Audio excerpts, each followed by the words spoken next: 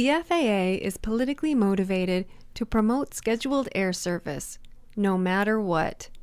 Since 1966, Snohomish County's goal was to keep Payne Field to support Boeing and general aviation.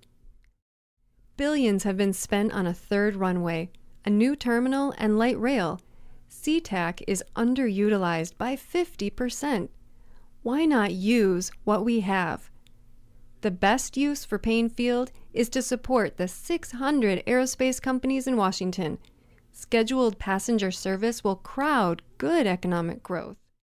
Good jobs are where people want to live. Protect your job. Support aerospace industries and general aviation by opposing scheduled flights. The FAA thinks it's a done deal. It's not, if you engage.